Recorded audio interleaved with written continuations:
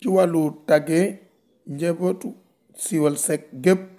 sëriñ Babacar Sy Mansour xalifa général des Tidianes nekk ci Tiwaawoon sëriñ Abdoul Aziz Ba xalifa maam sëriñ Alioune Ba sëriñ Issa Seck nekk ci siiwal imam ratib di xalifa sëriñ Hassan Seck maam Awa Guèye nekk ci Ngumba Ngewul ak njabootu maam Mor Guèye yëpp ak njabootu maam Sodi Guèye yëpp soxna Fass Sey nekk ci Kiir ak borom këram Birane Bey Sidi Diouf di doom ci ki faatu nekk ci Ndakaaru Sali Diouf di doom ci ki faatu nekk ci Ndakaaru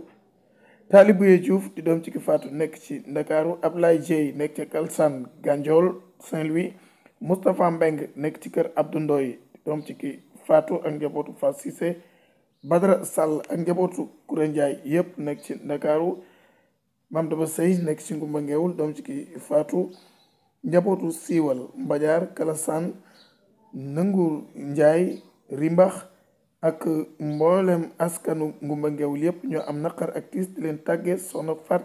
Seck faatu na ci Ndakaaru Yëmbal daañ ko rob si ni ki tey le 7 novembre 2025 ci Aldramé Ngumba Ngewul soxna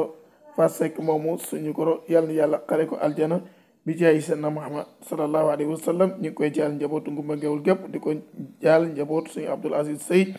xalifa sëriñ Mor Awa Njuga Sey sëriñ Lamine Sey ak waa Guy Mbay yëpp soxna Fat Seck yàlla yàlla xare ko àjjana bi jaay seydina Muhammad sallallahu alayhi wa sallam ñu bàyyi leen programme Mbadiar TV